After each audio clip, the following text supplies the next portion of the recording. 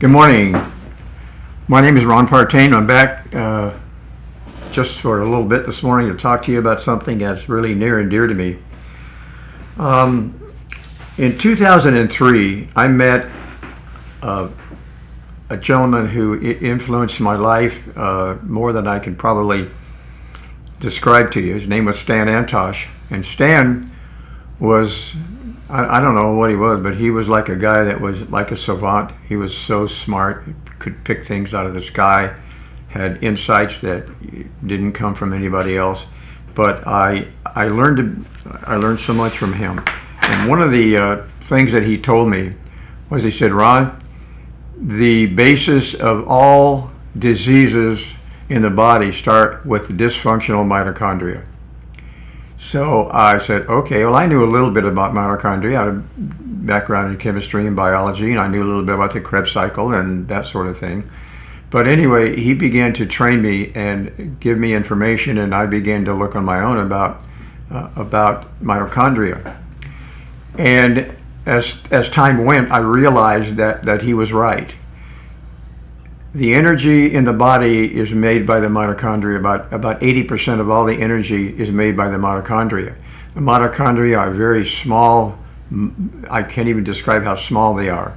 And they're located mostly in the high energy areas of the body, the part of the body that uses a lot of energy.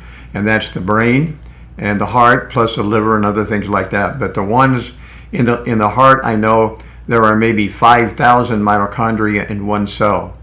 And I don't know the number for the brain, but there are many in there. And I realized, and as I've come over time, I realized that the mitochondria, if you don't have good functioning mitochondria, then you're really in trouble. Your body can't make energy, it can't repair, it can't make the enzymes, it can't create the proteins that the body needs to repair the DNA. It's very complicated to repair the membranes. All those things take energy, and the body makes that energy in the mitochondria, or about 80% of it. And there are some nutrients that you have to go along with that. And then the other side of that, I realized when I was introduced to this book by Travis Christofferson called Tripping Over the Truth, and then introduced also to this book called Cancer as a Metabolic Disease, I learned more and more and more about the mitochondria. So I want to tell you, you need to learn about the mitochondria. It would help you to get these two books. This book I think you can get on Amazon for about 20 bucks. This one I don't necessarily recommend that you purchase. I think this is like about 120 bucks, but you can go to his website and you get a lot of information on that. The one thing I learned, as this is right about the time that I met him, that our daughter died from Hodgkin's lymphoma, and I just began to just want to. I had a thirst for information about cancer, and Stan gave me a lot of it. He again taught me how to look at the cell. What was the most important thing in the cell? What sorts of things, nutrients, would help the mitochondria function better? How the mitochondria reproduce themselves. One of the things I learned from him was something called heat shock. And if you want to, and so some people say, well, if the mitochondria are so important, how do we make more of them? Well, one of the ways you do it, a couple of them is, number one is heat shock. Number two is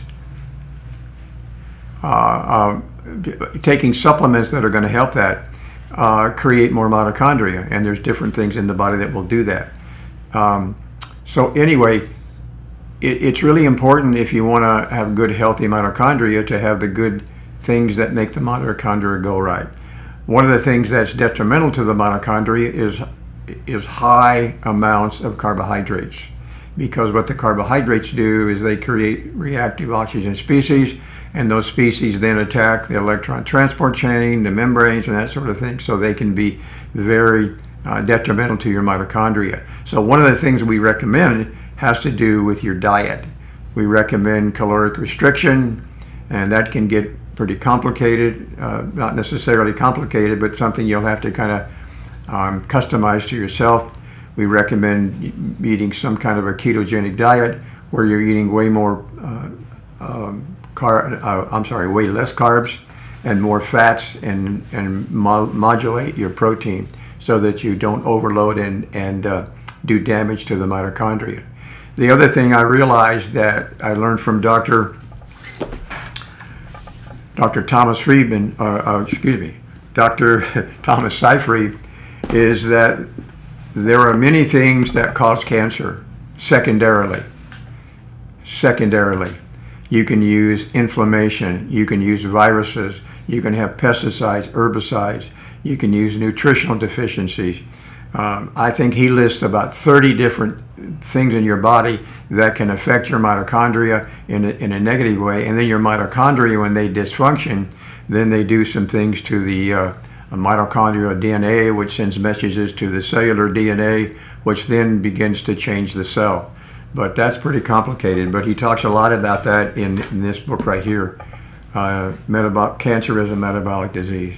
Anyway, what's the bottom line of all this? You need to find out what things in your body that you can do to reduce all these secondary chemicals or situations in your body that can damage the mitochondria.